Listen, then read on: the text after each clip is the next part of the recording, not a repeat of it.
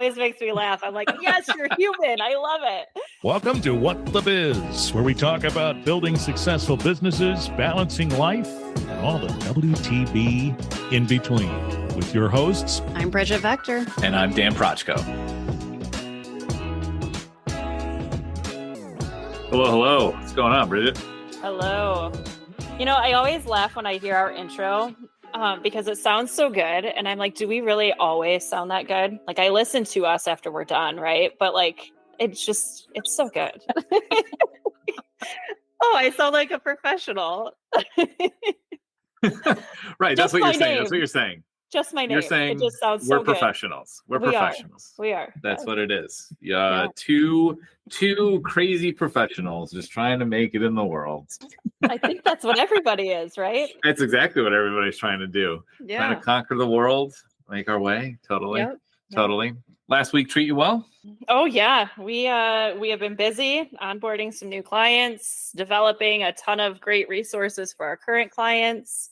Actually, we are building a custom estimator. So we have a client that wants to go from like taking 2 weeks to get their estimates done to doing it within 24 hours. So we are building them a custom like drop down box, like you fill in the blanks and you have your quote. So love it. Oh, yeah. That's awesome. Yeah, we've got a similar tool for forecasting as well on the marketing growth side. You know, fill in your numbers. Boom, tells you exactly everything you need to know. That's so cool. Nice. Yeah. Those, you know, when you can build a tool like that gives so much information, yes, it's a ton of time that goes into it, but oh my gosh, it is so fun to just watch the everlasting, like positive results and impact that comes out of it. Oh, totally. Yeah. I mean, it takes the guesswork out for everybody. You know, it's just like, oh, it's just right there in front of me. This is what I have to do. It's so easy now. I see. Yes. Yeah. Yes. Yeah. That's cool. That's cool. Yeah. What about you? I have been getting back into the networking game a little bit. Went to first networking event in a very long time. I mean, very long time. I want to say it's been about 6 months since I've been doing a networking event. That's kind of stupid. But met some good people. It's all right. I'm an extrovert, so it's not a big deal. Like, okay, you know, it's not a problem for me whatsoever. It was just that it was an hour away. So I had to go a whole hour to get there. And I was there for 30 minutes of all things. So my day just worked out that way. I was only there for 30 minutes, which is crazy. So that and working on a comedy show. I don't know that I've mentioned this on the podcast. I'm sure I have. Performing improv comedy and I am producing a political comedy show. Ooh, producing. Look at you. Yeah, I've created a whole comedy show and it is a mock presidential debate. That's awesome. So it has no bearing on the real world. We don't use like real candidates or anything like that or real people. And it's not even a presidential debate for that matter. Yeah. But it's in the format of a presidential debate. And it's shaping up to be pretty funny. It's going to be a few months before we hit the stage with it or anything like that, but it's a lot of fun. There's 7 of us, I think 7 of us that are part of it. Okay. I should know that. So kind of nervous about it because it's my brainchild, but it's been a lot of fun. It's been fun so far. That's awesome. Putting that together. Yeah. Are you going to be performing that at your normal improv place? I am actually. Yes. Playing a major role in it. I'm the moderator. So I run the whole show, which kind of only makes sense to be honest.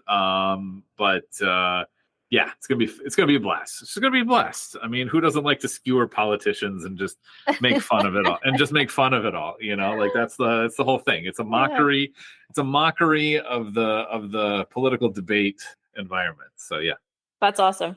You'll have to keep us updated. I know. Yeah. That we love coming to watch those, so we'll be there. Totally. Yeah. So yeah. That's my last week, kind of personally, a little bit professionally, and update on the book, I guess, because I know you like to hold me accountable on that front. I don't remember what I shared last, but I'm halfway. Okay. So the way I'm doing the book is I outlined it. I'm vocally presenting it as if it's like a presentation, and then getting my voice transcribed and then editing that. I've gotten through half the chapters of the book. That's So I'm awesome. halfway through all of those pieces. I haven't edited the whole book yet, but I'm like halfway through all of that. So it's pretty exciting. I guess I have a ton going on. This is stupid. I've just talked for like 20 minutes. I think before the show, what did I tell you? I don't have a lot to say today. And here I just went for like 10 minutes straight. It's stupid. I just watched you with all your plates in the air, just spinning them some more. So, yeah. Oh God, it's insane. I feel like I have no time. I have like this urgency and anxiety around this book and wanting to get it done. And I don't think I've touched it for about 3 days, and I'm going insane inside. It's like, I need to get it done. Like that's where I'm at. So Yeah. Yep, dealing with that. I always say, us as business owners, I think we all have a touch of like, and this is like nothing bad against it, but we all have a touch of like ADD tendencies of like, Oh yeah. we just have so many things that we always want to do. And prioritizing is hard. Yeah, it definitely is. So yeah. Anything else on you? You want to jump in, I guess? No, let's jump into it. My excitement has been Uber driving kids around to all the summer activities. So Oh yeah. Yep. The joy of parent taxi, mom Yes. taxi. Yeah, Yep. totally. Yeah. So we have been working on a series the last couple of weeks around, feeling like our business is in a downturn. Where do we focus? What do we look at to see what to improve? Our first episode was kind of more of an overview. Last week we talked about first impressions, mostly client experience, and that led us to a conversation around onboarding and operations, et cetera. And I think it's just only fitting that we talk about team capacity and being able to actually execute on what's going on within a business, because one can be over capacity, under capacity, and both have their own issues. And those actually mean different things. They can mean like 4 different things, honestly, to be under and over capacity. It could be in cost, it can be in actual time and people. And so we're just going to kind of explore some of that today. Any idea where you want to start? No, I love this topic, though. I think it's very timely because this has been a top of mind thing for many of my clients or just other business owners that I've come in contact with. And actually, the couple weeks ago during my monthly webinar, this was the topic everybody wanted me to talk about. And it was more of like the profit killers in a business, like what is secretly kind of killing your business. And there was a big discussion point around, capacity and kind of that team management piece. And even if it's just you on a team, right, you can still get beyond capacity for yourself. Oh God. So ask my wife when it's 8:00 at night if I'm over capacity or not. Yep. Same. Yep. You'll ask my husband and he'll be like, yeah, she just lives in her office. So it's great. Yep. So no, I think this is a very top of mind thing for business owners. And it cycles, right? Like we all feel like maybe business is going really well. And then all of a sudden it's like, wait a second, are we having things creep in? And capacity is definitely a big part of that. I don't know where you want to start specifically, but the first thing I think of is just even knowing what capacity means for your business is super important. If you can't define what capacity is, and I think a lot of us as business owners are like, oh yeah, we have 40 hours a week that we can spend on client work. Not so much, like back up a little bit. And even team members, right? You hire on a team member that's even a part-time virtual assistant. Oh yeah, they have 20 hours they're going to dedicate to that. Back up a little bit. Like there's other things that come into days. So just kind of outlining, like what does capacity mean and how many hours do you actually want to be working as the business owner is a really good place to just start when you're thinking about capacity.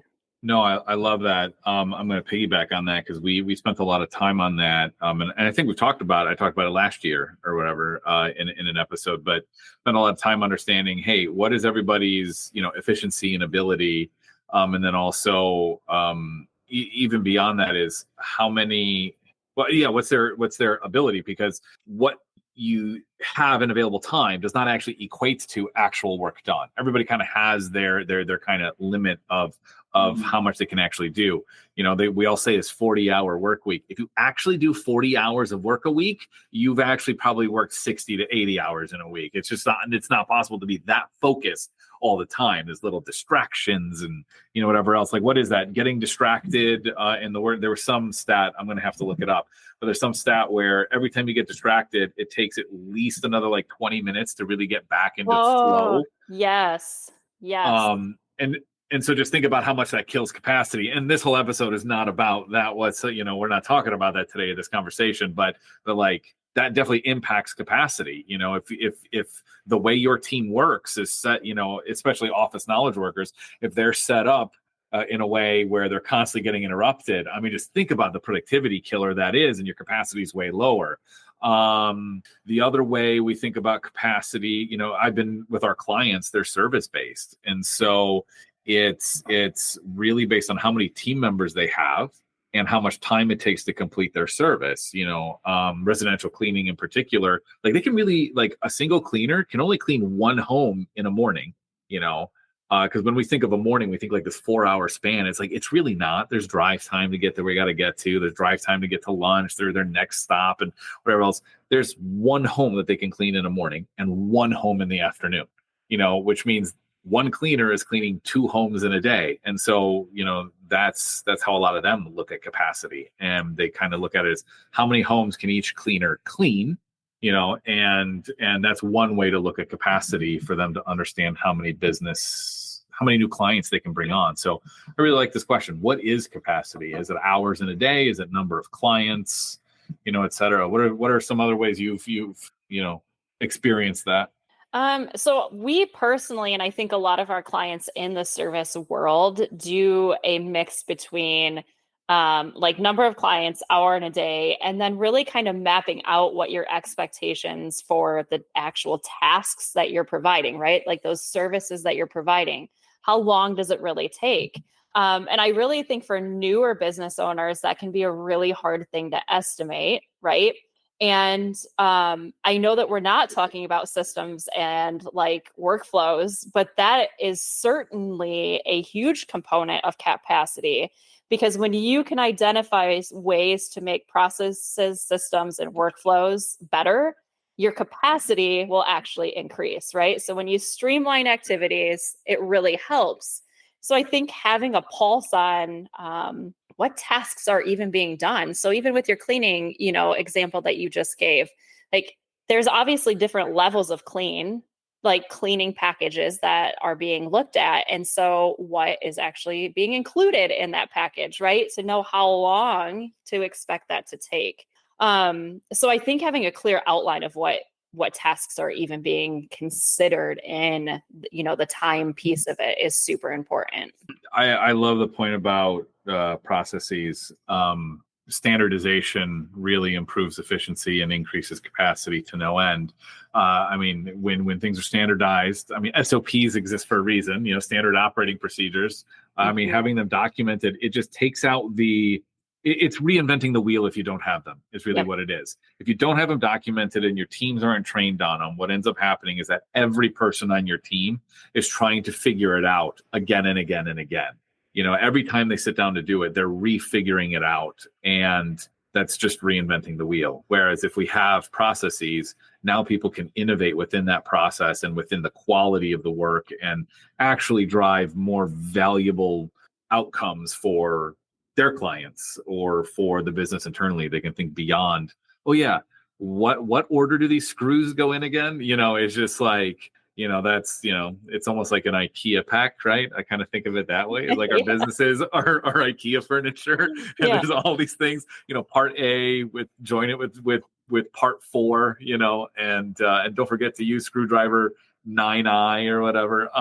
And it's complicated. So having things, written down really makes sure that people can do what they need to do easily. So that's huge. Yeah. Well, and it builds their confidence, right? So, I mean, when you're going to talk about capacity, you don't want to also lose the ability to have as many clients or customers as you do because team members are, exiting or rotating out. So when you can have those pieces in where your capacity is consistent because your team members are consistent, it's just a win-win for everybody involved. And yeah, I like how you brought up the point of being able to innovate within the processes, because that's where the magic happens for sure. I wanted to go. Yeah, Go for it. Yeah. No, go. No. Oh, no, you. No, you. No, hey, you. No, you. I mean, God, we both have so many ideas on all of this. I was going to go back and I was just going to ask, because I just want to make sure that we touched on it, because it is kind of complicated. Like, what is capacity and how to go about defining it? We touched on it a little bit in terms of, having, roles defined and just understanding the amount of time that they take. But I'm thinking about this because with many businesses, it really comes down to hours, and how much time people have to do something. But I feel like there's multiple ways to look at that. One way I said was, how many things can one get done, in a time frame? The other way that we've been looking at it is the expected time something should take and the actual time that it takes, and using those as benchmarks to understand capacity moving forward.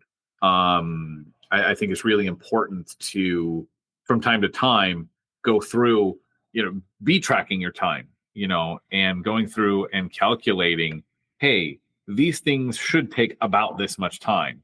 And then you set these benchmarks of, okay, every time I'm doing task X, it's 3 hours. And then every so often checking, am I holding within that threshold? Am I within that time frame? And it really helps in understanding, I mean, right off the bat, just payroll cost, one, because if we're constantly going over the amount of time something should take, that adds cost to our bottom line. And it usually means something's wrong with the process. Number one. The other, either the process or there's something that the team needs training on. They don't know how to do something. Again, I guess that's process, or somebody's just really slacking off and it's just not right for the team. And unfortunately, that becomes pretty clear if that's the case. The other thing that the hours really help with is understanding how many new clients can we bring on. For us specifically, we know that a client of a certain type, whether it be advertising, full-fledged, managed marketing with our MPM system, or like I said, with the residential cleaning, they take a certain amount of time to manage. And if the amount of time doesn't exist within the team, we now have a signal of, I have to hire. That helps us with hiring. So having all of those benchmarks of, here's how long things should take, here's how much time my team actually has, and here's the reality of how long they're taking to do things, that is a signal for me as to when hiring has to happen. Or for that matter, cost increases for my services. If it turns out that things actually take longer, then I now have a signal that I have to increase my prices because something's happened in the market. Payroll is higher. There's been inflation, et cetera, in that way. So all those things kind of come to mind around, like, what is capacity, and some signals as to what are some red flags or triggers that help you understand when to make decisions.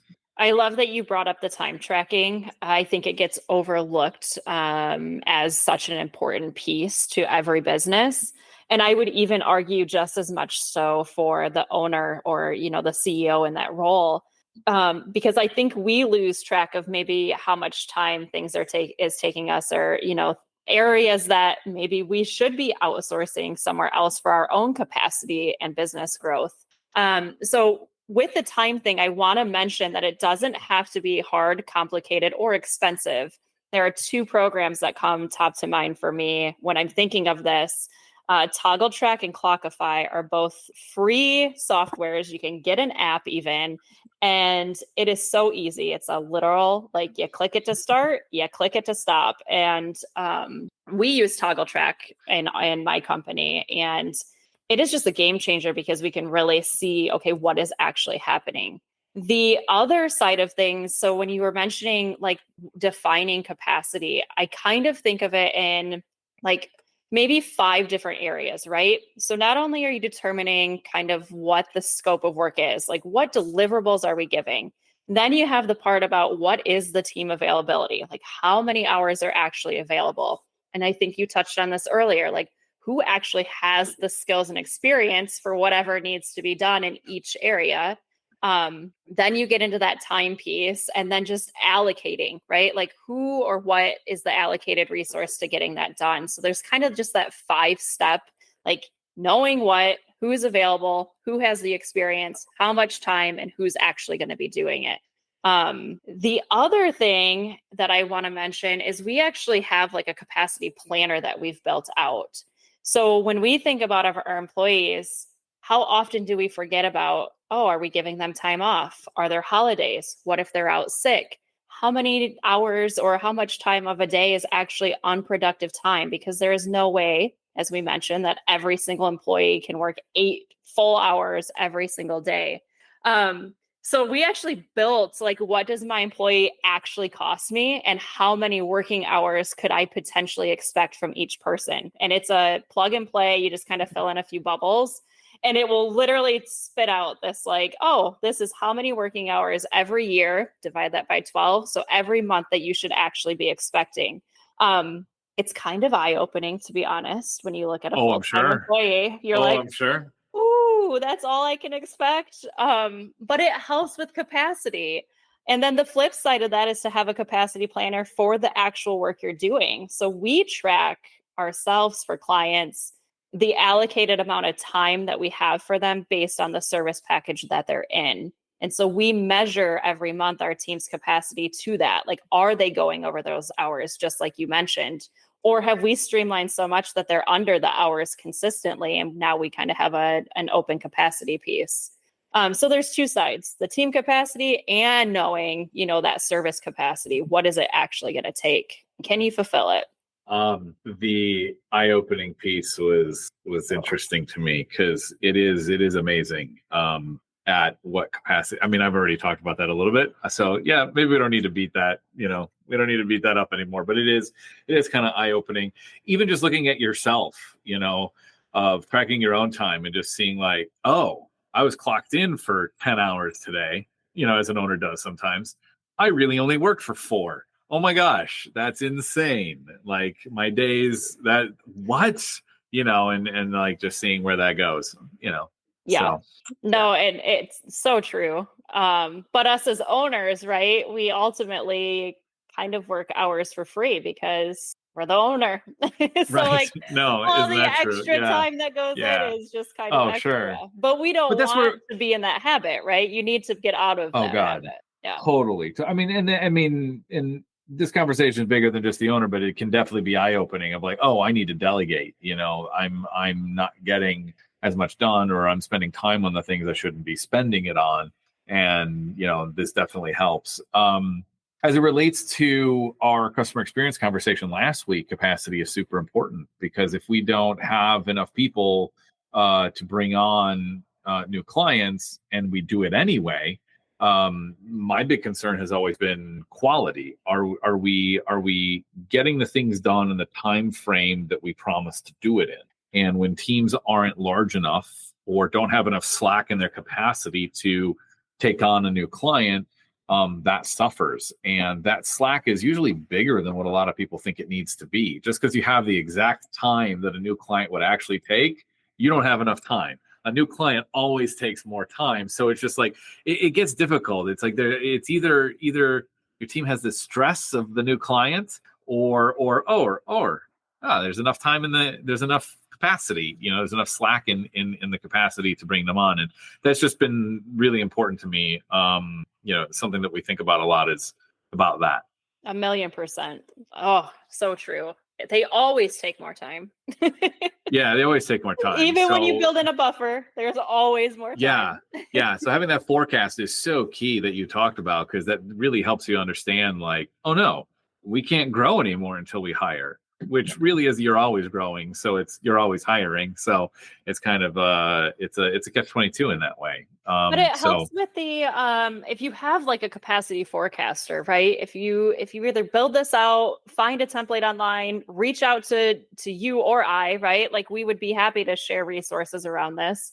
If you have that built for your business, you touched on it, but there's trigger points. Like, okay, this means that we need to be looking to be hiring. Like it's kind of that like throw up the flag in the air and so that you aren't running into what you were saying with, Yeah. slippage of the way things are being delivered or the onboarding experience. Like, you never want the customer experience to suffer because you have pushed yourself past capacity.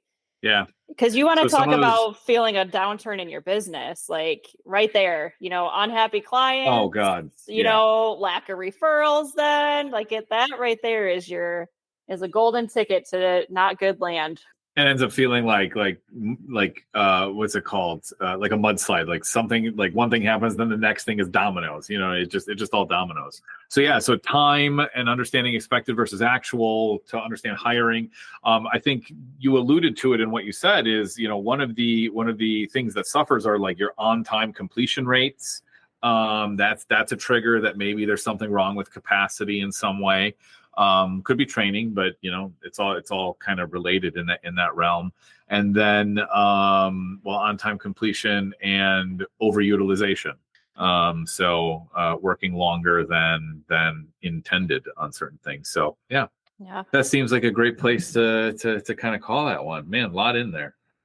This is a big topic. Oh, huge. I mean, we could have probably. Yeah, we could have taken any one thing and probably gone for another half hour. I mean, SOPs, we could have gone for an hour on standardizing your processes. Super important. I know we've talked about it before in a past episode. So I wish I had that show number right here. I could tell everybody, go to this one. I'll try to put it in the notes. Here's where we talked about it. Yeah, add it on. Add it to the show notes. But Toggle, Clockify, great tools. I know those two. I've used Toggle at least, but I've heard of both, so that's awesome. And project management software-wise is also, important for this. And Asana is another free one that you can throw in there, so it doesn't have to cost you money to implement some of these really good pieces. So, my big pie in the sky goal, as you were talking about it, I would love to have an onboarding specialist on the team in like the next year. So I'm going to put it in the universe right here on this podcast, because that piece is so important. Next year, I expect you to have an onboarding specialist. There we go. June 13. By then, make sure you have it. Yeah. It's in the universe. What's coming up for you? What's next? Next week hold. Oh, we have a lot of coaching going on right now. So just more coaching and great webinar resources. So yeah. Very cool. What about you? I've got a entrepreneurial demo day that I'm going to actually tonight. So going to go check that out. Startup Zoo in Kalamazoo. They're the entrepreneurial advocacy and community relations group. They bring entrepreneurs together. They even get funding sources for startups, et cetera. So really helping to grow the business base here in Kalamazoo. So going to that. And then gonna see if we can hit the beach this weekend. Nice. We have 45 minutes from Lake Michigan, so why not? So we will be in Silver Lake this weekend. So there you go. Maybe cool. I'll wave down the beach at you. There you go. Please do. Please do. All right. So thank you all for joining us today. Next week, we're going to continue on our topic here, our series. We're going to talk about growth in sales. So we'll see you next week.